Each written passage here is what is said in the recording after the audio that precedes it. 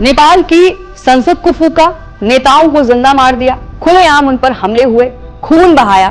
फिलहाल नेपाल के पिछले वो 48 घंटे में जो कुछ हुआ, इतिहास जरूर याद रखेगा। नेपाल में सोशल मीडिया बैन के खिलाफ भड़का विरोध महज 2 दिनों में ही अभूतपूर्व राजनीति के संकट और हिंसा में बदल गया।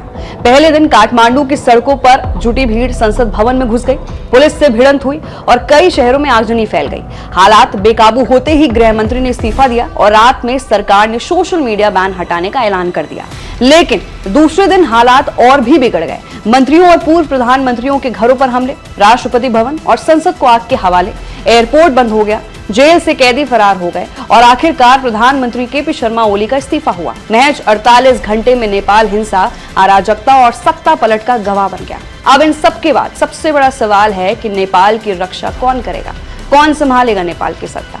मंगलवार को प्रदर्शनकारी हथियारों से लैस होकर उग्र रूप में सामने आए। अज्ञात हथियारबंद लोग विरोध प्रदर्शन का हिस्सा बनकर सरकार के खिलाफ हिंसा का रास्ता अपना रहे हैं। जानकारों का मानना है कि नेपाल में यह अराजकता कुछ स्वार्थी समूहों और राजनीतिक नेताओं द्वारा भड़काई जा रही है, जो इस माहौल का फायदा उठाकर सत्ता परिवर्तन की कोशिश कर रहे हैं। विरोध प्रदर्शन की आड़ में औद्योगिक संस्थानों, सरकारी दफ्तरों और थानों पर हमले किए जा रहे हैं। मॉल्स और बैंकों में घुसकर लूटपाट की घटनाएं सामने आई हैं। प्रदर्शनकारी राष्ट्रपति भवन, संसद, सुप्रीम कोर्ट और प्रधानमंत्री कार्यालय तक पहुंचकर आगजनी कर चुके हैं। कई मंत्रियों के घरों को भी निशाना बनाया गया, यहां तक कि उन्हें सड़कों पर पिटाई का सामना करना पड़ा। हालात बिगड़ते देख नेपाल की सेना को हालात संभालने का जिम्मा सौंपा गया। हालांकि एक दिन पहले प्रधानमंत्री केपी शर्मा ओली ने सेना से मदद की गुहार लगाई थी, लेकिन सेना ने हस्तक्षेप से इनकार कर दिया था। इसी के बाद ओली को इस्तीफा देना पड़ा और वो हेलीकॉप्टर से सुरक्षित स्थान पर चले गए। इस हिंसक उबाल की शुरुआत सोशल मीडिया प्रतिबंध और भ्रष्टाचार के खिलाफ विरोध प्रदर्शन के रूप में हुई थी, लेकिन विरोध शांतिपूर्ण रहते हुए अचानक हिंसा और अराजकता में बदल गया।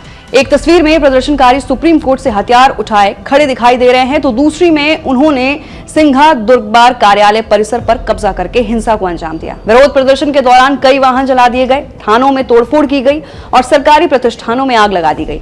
विशेषज्ञों का मानना है कि ये सत्ता परिवर्तन का मॉडल बांग्लादेश जैसा हो सकता है, जहां सामाजिक असंतोष के बहाने सत्ता परिवर्तन की कवायद की जाती है। फिलहाल नेपाल में सेना ने नियंत्रण अपने हाथ में ले लिया है और स्थिति को काबू में करने की कोशिश जारी है, लेकिन माहौल अभी भी तनावपूर्ण बना हुआ है और आगे क्या होगा ये कहना बेहद मुश्किल है।